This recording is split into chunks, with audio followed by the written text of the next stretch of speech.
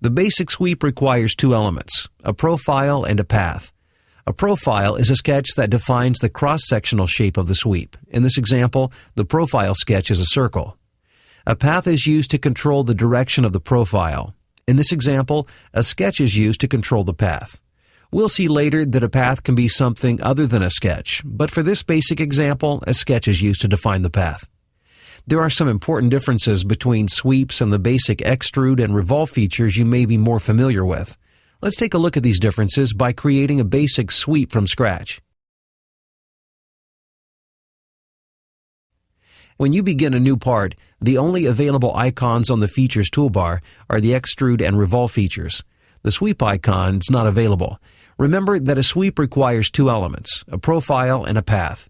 SolidWorks knows that at the moment I have neither, so it wouldn't make sense for the sweep icon to be available at this point. To activate the sweep icon, you first have to create both a profile and a path. Let's concentrate first on creating the sweep profile. I'll begin a new sketch on the front plane and sketch a circle. As with other features, it's not necessary to dimension the sketch before completing the feature. All I need for the sweep profile is a circle, so I'll exit the sketch. Next, we'll create the sweep path. For this, I'll begin a new sketch on the top plane. It's very important that you understand we are now working on a new sketch that's completely separate from the first sketch. In this new sketch, I'll create a line and a tangent arc to serve as our path.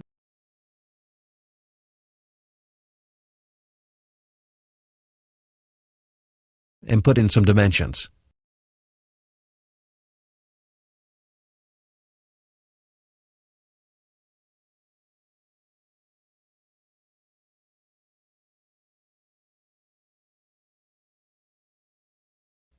Notice that even at this point, although the path is essentially complete, the sweep icon is still not active on the Features toolbar.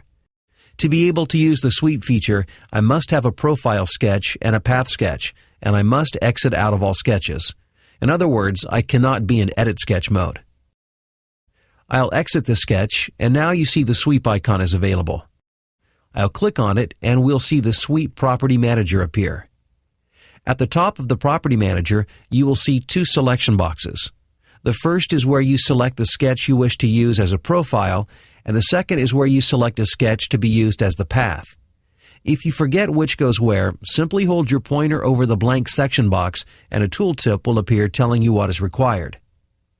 You may also notice that one of these selection boxes may already contain a sketch, although you did not select one.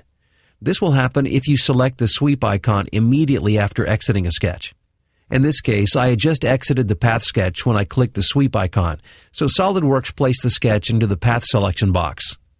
If you're wondering how SolidWorks knew this was the path sketch and not the profile sketch, it assumes a sketch containing an open contour will be used for a path, while a closed contour will be used for a profile. Since the path sketch is already selected, all I have to do is select the profile sketch. I can do that by clicking on the circle itself, or by selecting the sketch from the Feature Manager tree. To be sure the correct sketches are selected, SolidWorks will color code them for you as you indicated in the Property Manager. The blue sketch is your profile, while the pink sketch is your path. In case you made a mistake with your selections, you can easily remove an item from the selection window using one of several methods. The easiest is to simply click the selected sketch in the graphics area. This works like a toggle switch. One click selects the sketch, another deselects the sketch. You can also right-click the selection box and pick Clear Selections. And you can right-click in the box and press Delete on your keyboard. Any of these methods will work. As you make your selections, be sure the appropriate selection box is active. As with other selection boxes in SolidWorks, you know which one is active because it is highlighted. With the sweep feature, once you select a profile, the path selection box is automatically activated, so you can quickly make your next selection. With both the profile and path sketches selected, I'll click OK and the simple sweep is complete.